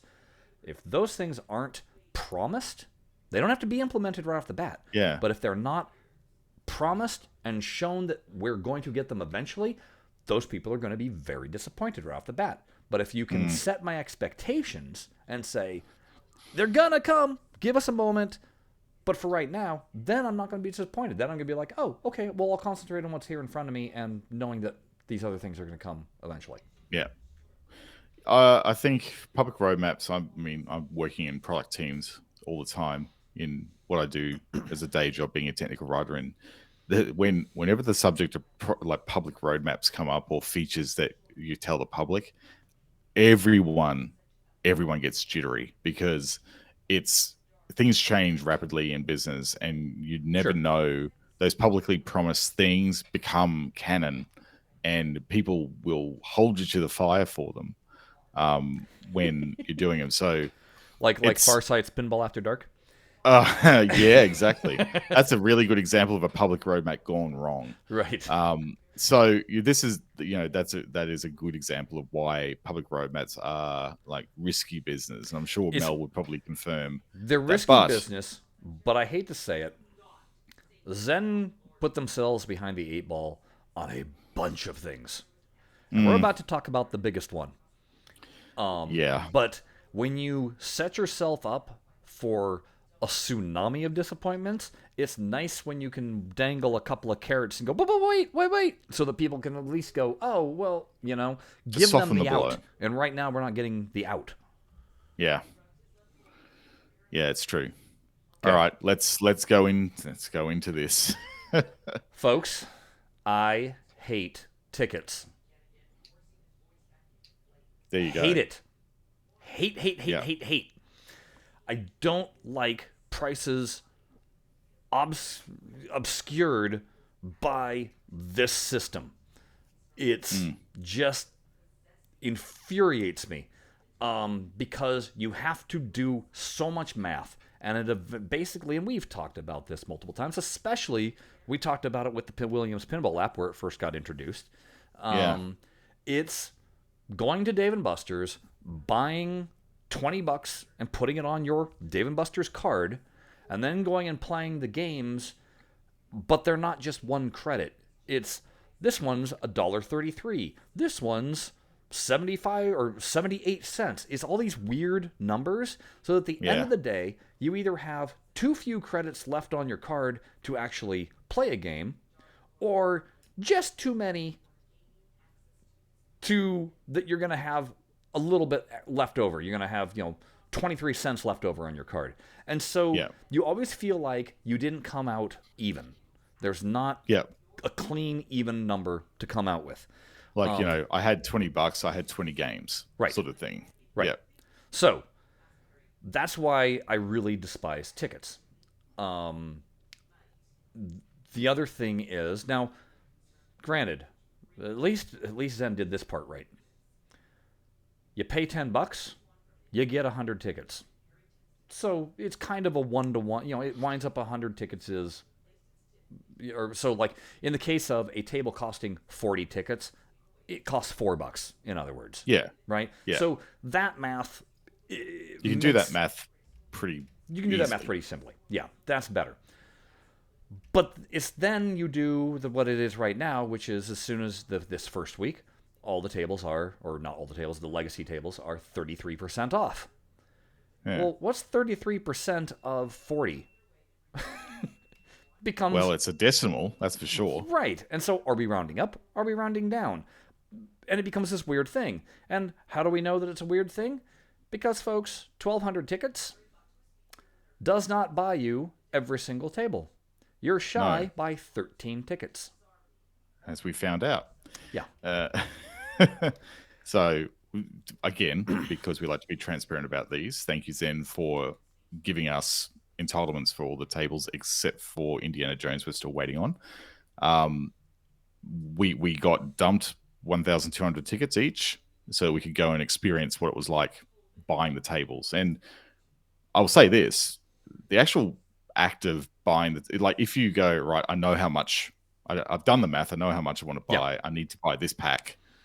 Or in our case, we've been given like code to unlock that amount of tickets in the game. Then spending those tickets in the game, that's not a terrible experience. No, it's actually quite good. Like the actual user journey from going to I want to buy, selecting all the tables. Like you just go, oh, select all tables, you beaut. And then we found out that we're 13 tickets short. And you can guarantee it was those decimal points that killed us. Like those 33% off, that was 13 tickets out somehow. Because it seems too perfect for Zen to set up the 1,200 tickets for the exact amount of tables that they released. You would think that that would have covered it to the T. Boom, bam. I would have done it that way. Buy them all. Like, yeah. So it would have been 1,213 tickets. Well, or if they did the decimal points right, it should have been 1,200 tickets were necessary to buy all these tables. Now, they can correct this a little bit. Yeah. I would think, which is saying how many tickets you need to buy ahead of time. Like if you were like, hey, I'm going to select all of these, how many tickets is it? And I think it does kind of tell you how many it is. Yeah. But that should match up with a multiple of one of the ticket prices or packs that you can purchase. It's true. So Again, what you could do is you could go into the shop, you could select all tables, and then it tells you how much you got to pay. Yeah. So it's easy enough to work out how many tickets you need to buy based on just going to the cart, filling it, and then working out. I mean, that's how I would have done it if I didn't get granted the tickets from Zen. I would just go and select all tables. All right, what's the damage? How much do I have to pay the man? And then work it out from there. And it would have been, go and buy a 1,200 ticket pack plus an extra one because, at the end of the day, there's going to be more content coming out. So I'm going to be spending it anyhow, right? Right. But here's why I loathe the ticketing, though. Again, it's one thing if you spent the $100 to get 1,200 tickets. It's another thing if you were like, well, I'm not sure what I want to do right now. I just want to purchase a couple of tables. Well, now you're paying more money, ridiculously more money, to buy a small pack of things. And this is where... So, I was expecting, okay, you pay $10 to get 100 tickets. A typical Zen pack on Steam at full price was 3 tables for $9.99. So, $3.33 per table. Yeah. So I would expect to have gotten 3 tables for $10. Just matching the full price of what you can currently buy an FX3 table for. Yeah. But unfortunately, those Zen Originals are 40 tickets. So you need 120 tickets in order to buy 3. At full price. Okay, I'm not talking about with the 33% discount. I'm saying just at full price because this is apples to apples to what it costs over on Steam. Yeah. So, right off the bat, I was disappointed in that we were told, hey, there's going to be a deal on legacy tables for you guys. We understand to try and, ease the burden. Soften the blow. Soften the blow of switching over. Well, as I looked more and more at this, that blow is not softened in the least, even with the 33% off if you buy it in that first week. So, check this out. Currently, like you can buy the pack of Castle Storm that comes as Castle Storm and Wild Wild West Rampage. You can buy that for $5. So that's $2.50 per table. On Steam. On Steam. That's full price. But they're 40 tickets a piece in this. That means they're $4 a piece. So let's say, though, that you buy it at the 33% off. Well, if you only did it at bought that 100 pack, that puts them at $3.08. So you're still paying more. So let's say you bought the 1,200, though. Now what is it down to? Now it's down to $2.57. So you're still paying more than what you paid full price for FX3. Right. Now, I understand, obviously, there is the development cost, and if this is to a new audience, they're not going to know the difference. But No, they're not. us that have been around a while, we know. And we've said, hey, you can't base prices of tables that were long ago, made all these years ago. So I understand the price increase. What I don't understand, though, is this is not benefiting the early adopters, or being a thank you to the the people that were over. Yeah. It's steep. So that's on the cheap end. So check this out. Your Williams tables, they were always basically $3.33, but here they're $4.50. Right. So That's now, a jump. Because there were 45 tickets to purchase. Yeah. So it's like, okay, I guess the math on that one winds up being $2.89. So okay, you're saving a little bit on that one. Your Star Wars tables, which are 45 tickets, Because there's like the way it droids, breaks down. you could have gotten that for $2.50, and now it's $2.89 if you did the 12. But if you're doing just, again, that's with the 33% off. If you're going straight up pricing, and you only bought the 100 tickets, it's $4.50 as opposed to the $2.50 that you paid on Steam. Yeah. That's why I hate the ticketing, and I don't like the pricing. I don't think it's as friendly. I don't have a problem with them charging what they're charging for Noir, which is basically $5.50. What they're charging for Mando, which is $6. I don't have a problem with the new tables costing that much. But the legacy ones, though. But the legacy ones, particularly, and I say this with, I guess there's legacy and then there's legacy, right? So there's the legacy licensed, then there's the legacy Zen unlicensed. Right.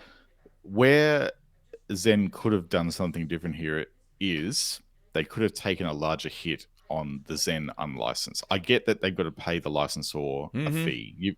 That's 100% fair that those are a little bit more expensive. Yes. And it's reflected in the ticket price. But when it's an in-house table, and to an extent, like Noir, Sky Pirates, etc., that's the new price. This could have been a lost leader as well with some of these tables as well for early adopters. Sure, bump the price up to what it is normally after the promo ends, but as lost leaders, like they could have actually dropped the price on those a bit more as well.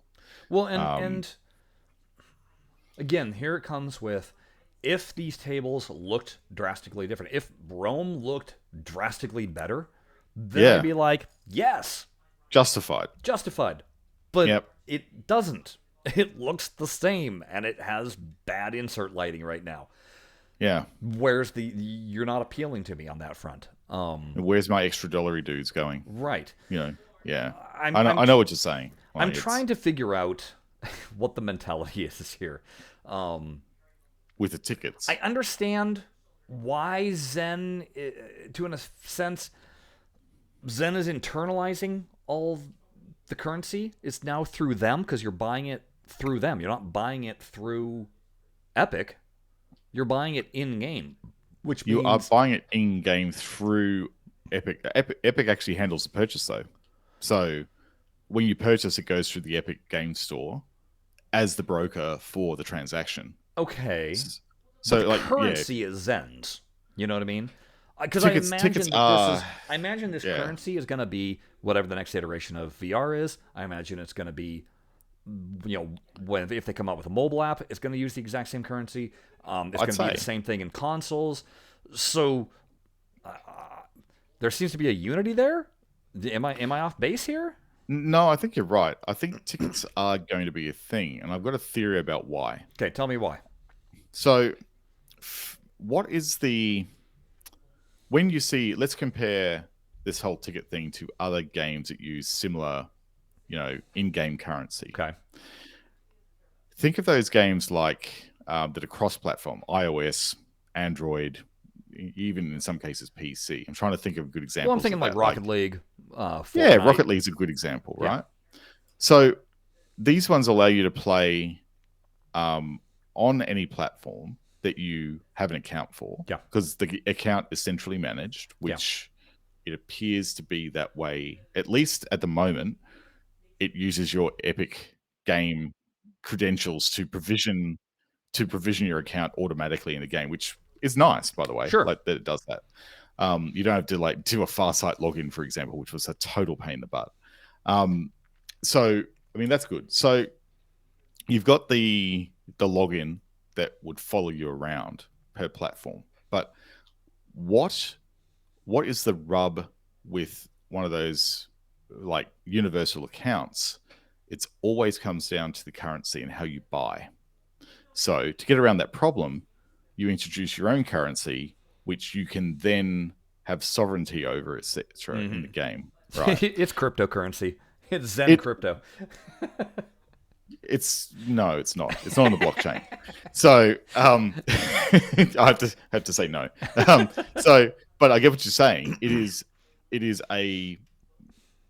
something that once you've paid the actual physical currency for it out of your pocket, it's then available for you in the game on any platform perspective. Like, you could actually carry your 10 tickets from Epic over to Steam, over to Nintendo eStore. Well, not Nintendo eStore, but like Nintendo. Yeah. You see where I'm going here? Like, once you've paid a dollar value through a store, it doesn't matter which one.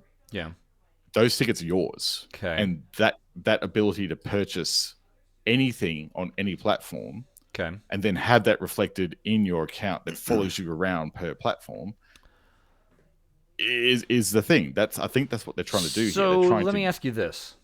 Mm-hmm. So in Rocket League, if I play on PC and I earn parts, I earn different customizations to my car. Then I go and I flip on the Switch version of Rocket League. Mm-hmm. It knows what I've earned, and those things are now available in the Switch version of the game. Mm-hmm.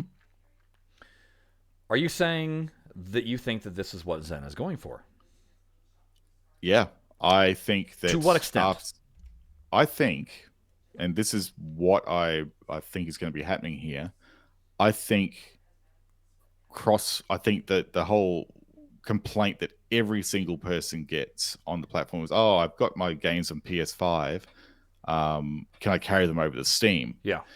That is what this ticket system is going to solve. Okay. Because you might notice that when you fire up the game, it does a very quick entitlement check across all the different tiles in the game. You see a lot of little spinning symbols. Yeah. And every time it loads up the game, loads back the screen, it does an entitlement check to see what tiles should be enabled and what tiles should be disabled based on your purchases. So if it does that on Switch, if it does that on PS5, Xbox, every single time it loads, you've got yourself cross-platform play, folks. That's what it is. That's Which would make people happy, because then it's, I paid, let's say I paid $6, which is more than I paid on Steam for a table, but I can literally carry that everywhere I go, on my mobile, when it comes out on mobile, on my Switch, when I'm on the go. Doesn't matter. It's my entitlement in Zen. That would be cool. That would go a long way to then helping me justify prices as they currently are. So I take it you haven't gone on Discord? No, I haven't. Okay. I'll be keeping away from it. So Mel went on Discord and was answering questions, for which the community was very thankful to finally have some like real interaction going on. Yeah, right. And it's always good. We like it. Somebody by the name of the Claff asked, if that's the case, why not allow me to play tables I buy on any platform? I'd end up buying a ton more. And Mel responded, well, that's our intention. It's not confirmed yet, but the groundwork is there, and over time, we think the industry will allow us to do this while still operating under platform TRCs. Ah, okay. So, I mean, Well, that kind of backs up what I'm saying then, right? kind of. I get what it will. So, what it sounds more like, though, is they can't guarantee it to us right now because they've got a ton of work to navigate It that sounds like it. minefield. But Mm. the infrastructure is there and it's in place. And if I had to guess, they're hoping, I would think, to maybe have that dialed in by the time it comes to console Console and Steam. sounds like they are. I mean, yeah. I mean, for it to work, Yeah. they would need to somehow link the platforms through a common login system that manages entitlements. So if they can do that across platform, there's no longer a problem with moving between platforms any now on any Zen game. And I'd say that while Pinball FX is the first, that actually may pave the way for literally every Zen Studios game I to be was just going to say, cross-compatible. you buy tickets, and now you can use those leftover tickets to buy Operencia or Dreadnautical. Yep. Mm-hmm. Exactly. It becomes the Zen currency across all their games, a Right. universal currency across all their games that you can use everywhere. Yeah. I mean, if that's what's going down here, then sign me the heck up, because that Okay. is going to make a lot of people happy.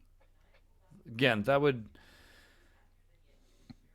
ease the pain, Mm. and it would That would help ease me, the pain. and it would help me justify the cost Yeah.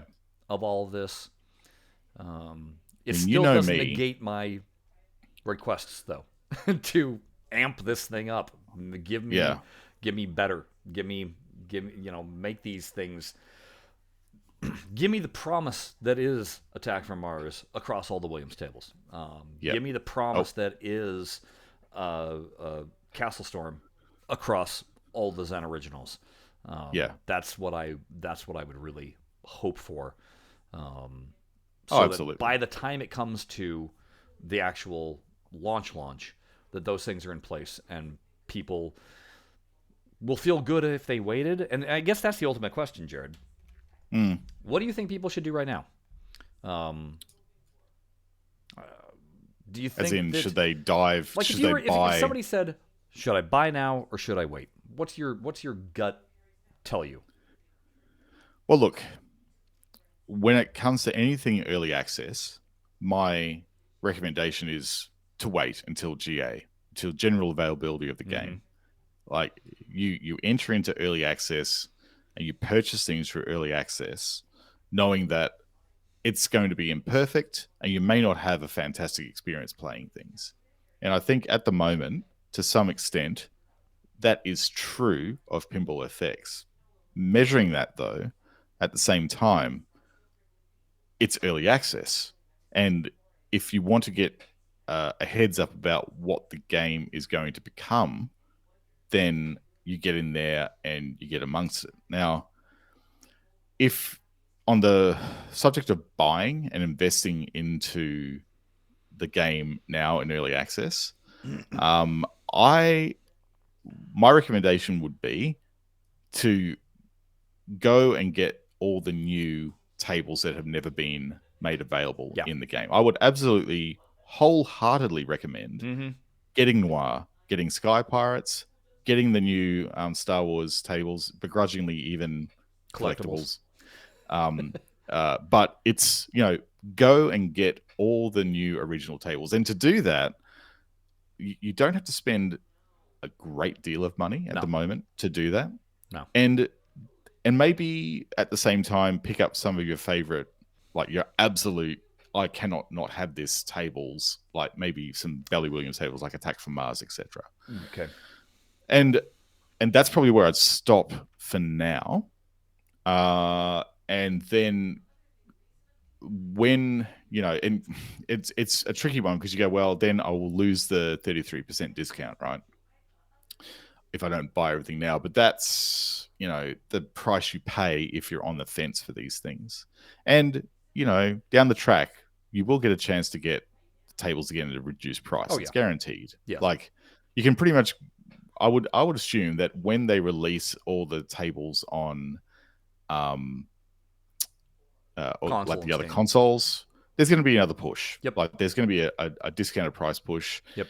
And the interesting thing is that if this cross-buy thing does come to pass, you can buy them on PS5 at a reduced rate, and those entitlements will just miraculously slide over into Epic Games. Yeah. So if you're smart about this and you have the ability to purchase through multiple platforms, you may, and again, speculation, if they work this out and you get the ticket cross-buy thing working, you've got a way more opportunities to get discounted games through this platform. And that's potentially a win. So what I would tell people is this. If you are purely just wanting to play pinball and get on leaderboards, now's not the time. No. Because you're going to not have a good experience. It's going to leave a bad taste in your mouth. And you're not helping the development. You're merely there to play rather than further it along to get it into a state of good playing. Yeah. That being said, yes, purchase the new stuff. Continue doing your leaderboard chasing on FX3, but the new stuff, purchase. Yeah. If you are, however, someone who wants to get their voice heard, wants to get their opinion about the state of the game and where you'd like to see it go, then by all means, invest in it and not necessarily buy every single thing. No, there's again, go with what you really do enjoy playing, that you know inside and out, so that you can give a better opinion on that. Yeah, absolutely. And get it into that state of thing. However, for also just the general public, feel free to download the game, because right now, and I think for the foreseeable future, there's a rotation of 2 free games every single day. And for the entire early access, they're doing new tables every day. You can play them for one-off. Yeah, which means you don't have to invest anything. You pay a single cent. Bug check 2 tables in any given day. And consider it a daily challenge. Right. And try them out, and you're going to quickly see which tables work on your rig, which ones don't. So that then, if you invest money in any of them, you're at least buying the ones that function. So like for me, if I knew that Attack from Mars played at 60 frames, even on my rig that's only 6 or 8 gigabyte RAM, I'm like, hey, there's at least a table that if I purchase it, I'm going to be happy with how it's playing right now. Same with Jaws. I'd purchase Jaws because I know it's going to play good. I'm not going to purchase Safecracker at this moment because it runs like crap. Yes. So if I'm testing that with what the daily table is, and I have a bad experience with one and I have a good experience with the other, I'll make a notation and be like, okay, then that was one that I'm going to go ahead and plunk some money into. Yeah. But I agree. It's kind of a wait. If all you're going to do is be angry at it, you're going to want to wait. If you want to help the cause and help Zen and know that you're essentially being a beta tester and dialing things in, because they're going to get a ton of data out of this. Oh, they are. That'll help things along. Then by all means, jump in. But can I just circle back for a moment to the whole currency thing and the purchasing? So I just made the connection then when we're talking about, buying things that you like and whatever. But what flashed into my mind is that the cost of tickets is set, but the discounts applied are in the platform. So this is another thing that I think plays into the whole cross-platform buying thing, because the actual dollar value from the sale of the tickets is the set price, and it's handled in app per platform what the discounts are applied. So I think they have a lot more control, because in Steam you purchase a pack on sale. Yeah. Whereas now what you're doing is you're purchasing essentially the right to access the full version of the table at a reduced ticket cost. So it's a subtle difference. It still feels like you're getting a discount off the dollar value, but you're not. You're actually getting a discount off the ticket value that you which pay. allows them to spread out the cost across every table. Yeah. Because they're getting the money, and it's them getting to allocate which one needs the funding and which one doesn't, more or less. Mm-hmm. One last aspect before we go to touch upon, Jared. Yeah, okay. In the pinball show, where they broke down all the pricing, they mentioned that the premium license, like Indiana Jones, are not going to be ticket. They're going to be $14.99. Yep. Which means a lot of those Williams tables that have yet to be made that are fully licensed, I imagine, are all going to be $14.99. Yep. How do you feel about that price? Fair? Too much? I think for Indiana Jones, justified. Mm-hmm. I think I will take it on advisement for some of the other ones that are coming through. I think, some of the really big titles, we've seen the costs involved in the Addams Family, Terminator 2. Mm-hmm. Like, we know those dollar values. I think Indiana Jones was magnitudes larger than those, so the price is reflective of that. I don't think that if these more premium license tables come out, I don't think they're going to be at that $15.99 US mark for all of them. But having them exclusive from the ticketing system raises an interesting point if cross-buy is going to be a thing. Are those tables going to come with you platform to platform? Or are they licensed differently in a way that prevents them from being included in the cross-buy, cross-license deal? I'm going to say it's the latter. I think it's the latter as well. I think that if you want those premium experiences, you're going to have to pick and choose what platforms you buy them on because of the extreme cost per license. Here's why I say that. Those tables. Here's why I think it's the latter. Mm-hmm. I have my suspicions that Indiana Jones is a true loss leader for Zen. What we mean, obviously, back you up on that too. What we mean by loss leader, folks, is it cost them more than what they're charging you. But the intent is to get you in, so then you'll buy other things that are in the store. It's the $1.99 hot dog and drink. Yes. Absolutely. Yes. That gets you in that makes you buy $400 worth of televisions. Right. Exactly. Part of that is that with licensing, these IP holders are getting a cut of each sale, a percentage. And that's the deal that's struck. It's per sale of table. Yes. So if you absorb that into a ticket arena, they don't know how much of the cut of they're getting. It's obfuscated. It's opaque. Yeah. Anyway. Obfuscated, yes. Yes. So that's why it's a clear dollar amount. I have a feeling that certain licenses are going to be more expensive than other licenses, but it's going to be $14.99 across the board for all of them to help balance out certain licenses that are higher versus certain licenses that are lower, so that all ships rise to the same level. While I'm thinking, do I feel okay paying, well, let's say $14.99 or whatever it is in the US? It's actually more like $22 here in Australia. Yeah. Would I want to pay $22 for the Addams Family for T2? I'd struggle with T2 at $22. Mm-hmm. Addams Family, yeah, $22 for Addams Family. Yeah, I'm not going to be like, yeah, Gilligan's Island. Yeah, hard no. Bugs Bunny, no. Strangely enough, roller games, yes. $22 for roller games done right.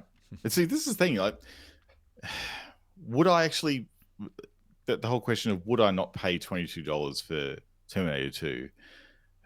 The fact of the matter is, I eventually probably would. Yeah.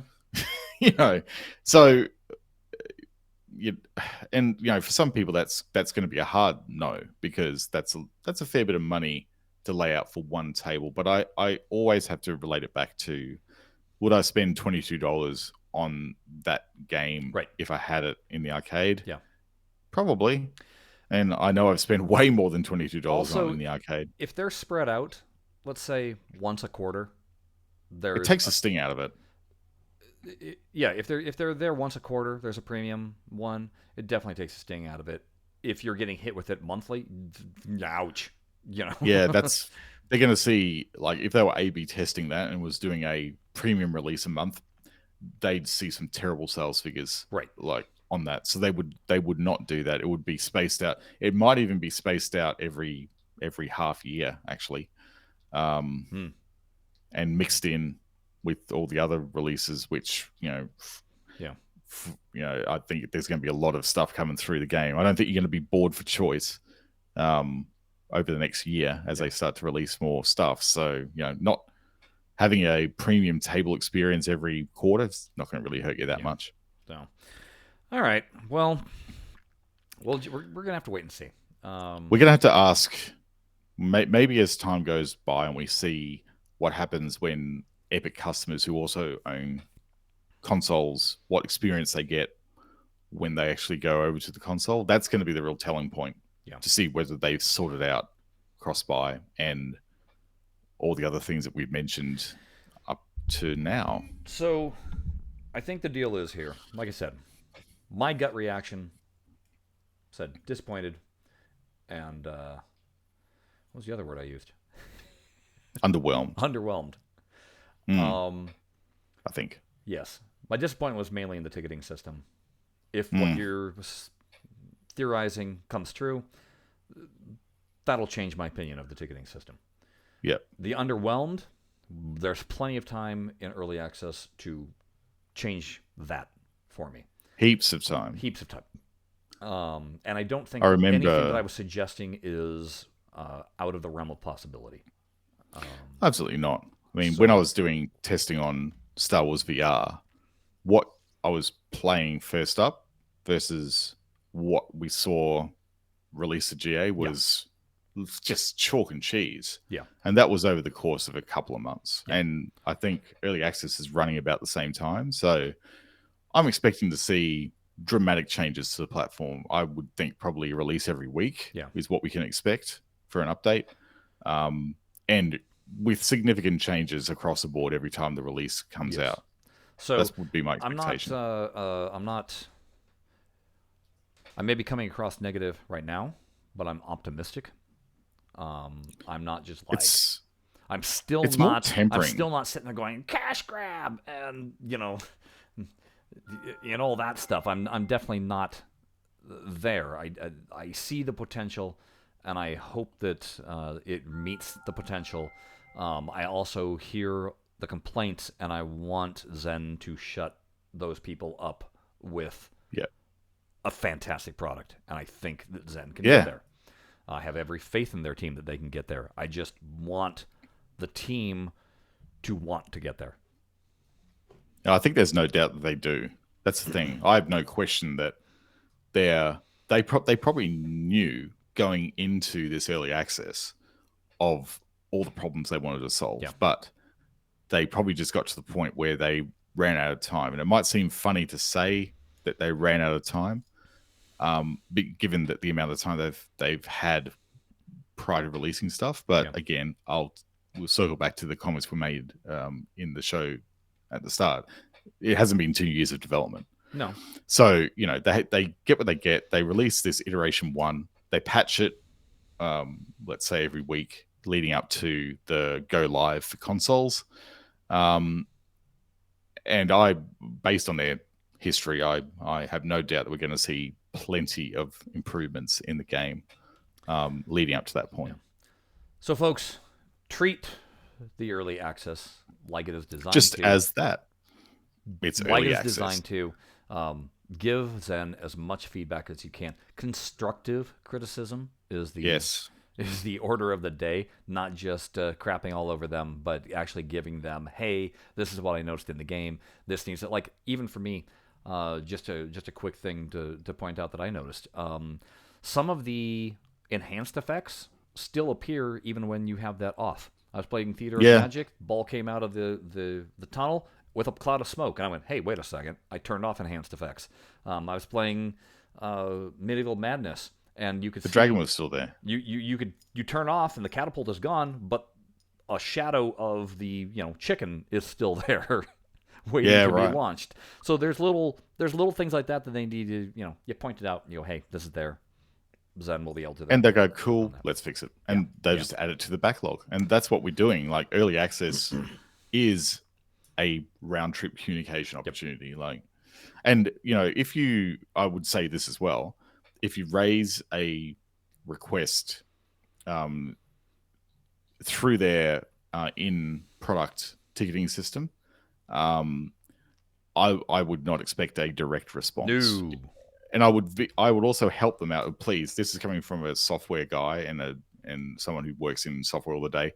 Please make your bug titles logical and put some sort of clear indication that this is a FX EA for FX Early Access in the bug titles, so they can actually start filtering, because there is actually no category in their support system to identify what platform this relates to, which I think they probably should have put a custom field in there into their Fresh Desk installation, because it would have helped them.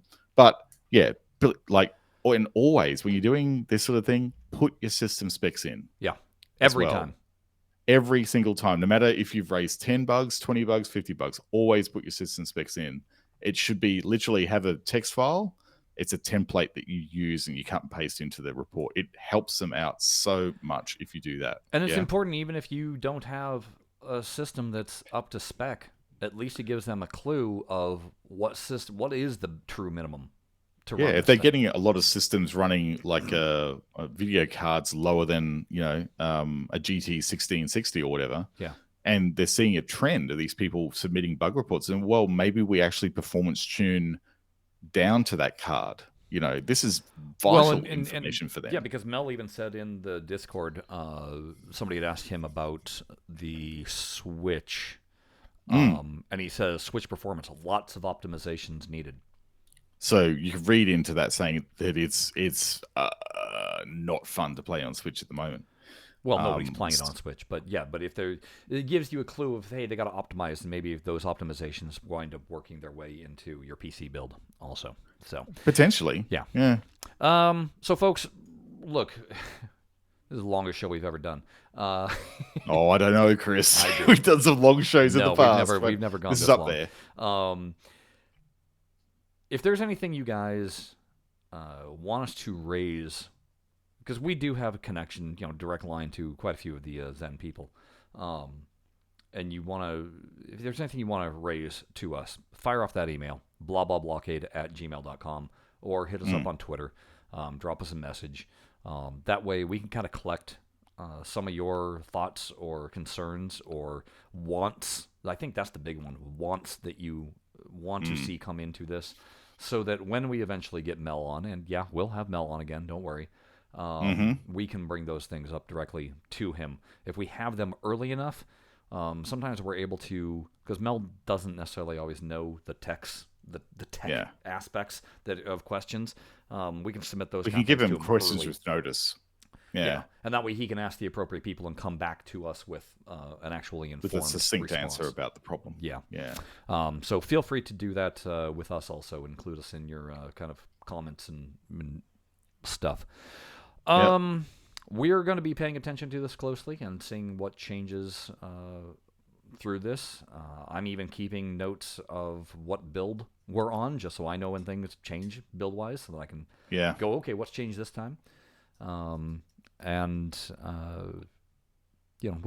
keep you informed as much as possible, that aspect.